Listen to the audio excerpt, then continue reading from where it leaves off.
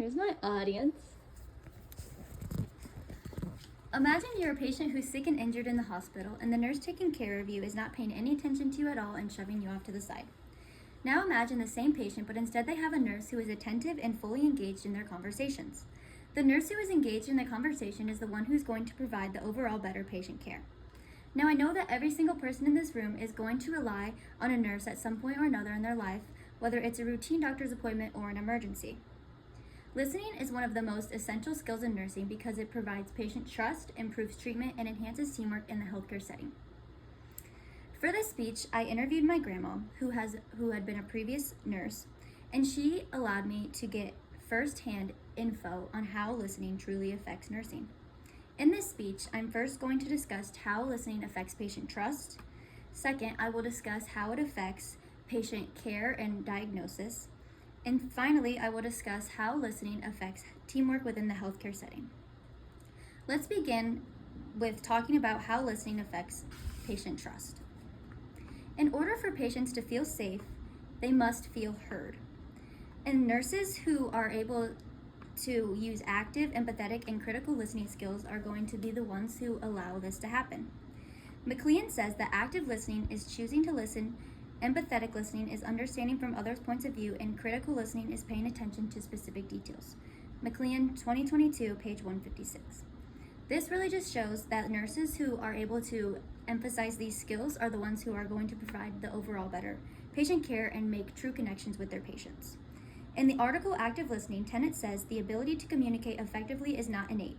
It is a learned skill that requires ongoing practice and refinement, a proficiency that underpins teamwork and builds strong patient relationships, vital for healthcare outcome. This quote really just emphasizes the idea that it's really important to take time to form a true connection with your patient, because when the patient feels like they're being ignored by the nurse, then they're going to be more likely to withhold important information that can lead to further diagnosis. When interviewing my grandmother, she said that nurses must be able to listen beyond just the words the patients are saying. She said, take time to fully listen to patients, not just the words, but the tone in their voice as well as their facial expressions. It can tell you so much about them. The article, The Gift of Listening, explains a similar idea that my grandmother did. It says, by assuming a stance of genuine respect and curiosity towards patients, healthcare providers open themselves up to a possibility that not only will their listening be beneficial to the patient, but they may learn from their patients, grow in understanding, and acquire greater personal and professional skill.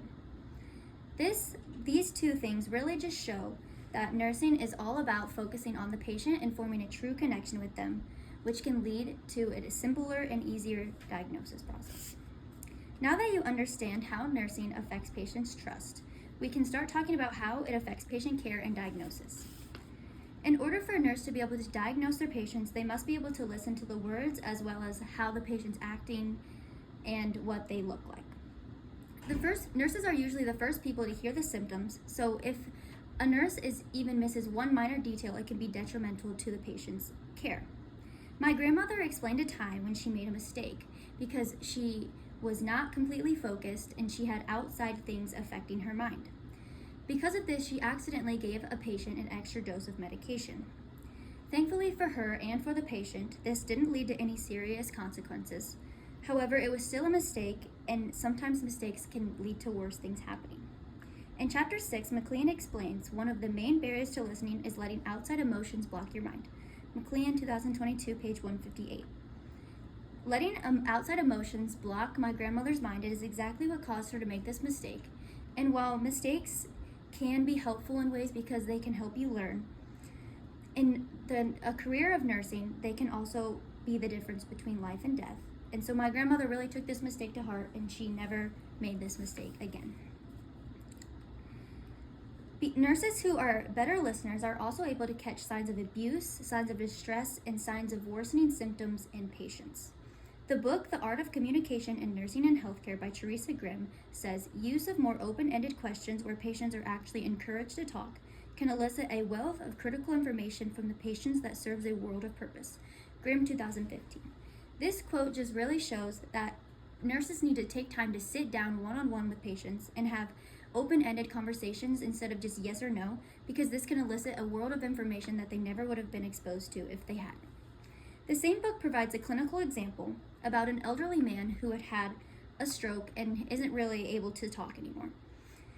His healthcare team, as well as his family, was trying to decide what he should do after he gets out of the hospital.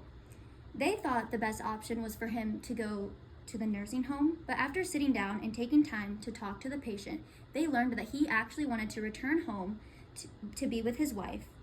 And so that's exactly what they did. And by sitting down and listening to the patient's concerns, they were able to figure out the best possible care plan for that specific patient. So far, we've discussed how listening affects patient care, but now I want to switch that focus to how listening affects roles within the team.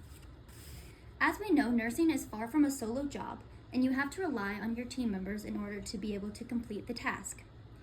There is going to be conflict in a healthcare setting. That's inevitable, but it's how we overcome the conflict and fix it. When interviewing my grandma, she explained helpful tips for dealing with conflict. She said, be open-minded to everyone's ideas and ask them to explain their opinion.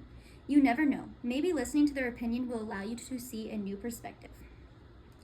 This really just shows that being open-minded in nursing is super important, because even though you may think you're right, you may not have the best possible care plan for that specific patient, and someone else might lead you to find something new.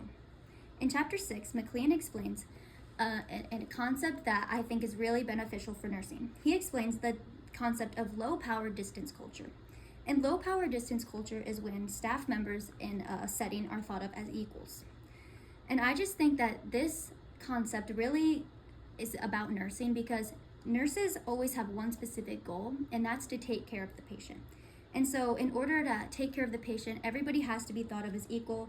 Everyone's opinions have to be heard in order for them to truly figure out how to help save this patient. Nurses who are good listeners are also going to create a more positive work environment where everybody can feel respected, supported, and heard within that environment.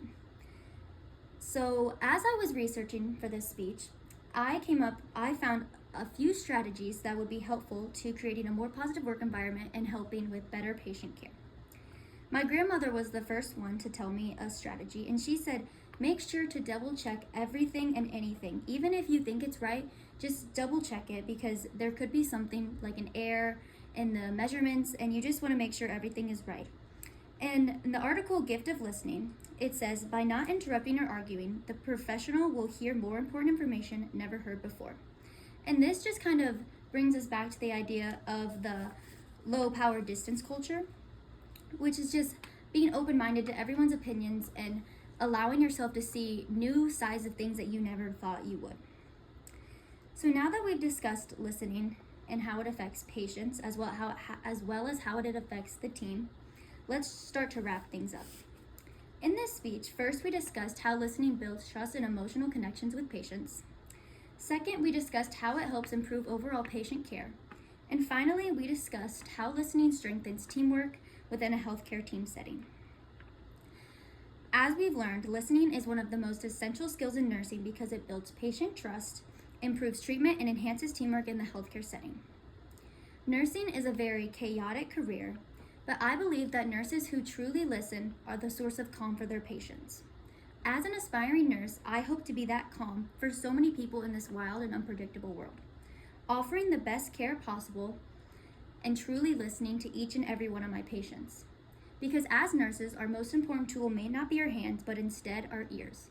Listening deeply to our patients allows us to not only heal their bodies, but it also allows us to bring them a sense of hope. And hope can sometimes be the difference between life and death. Thank you.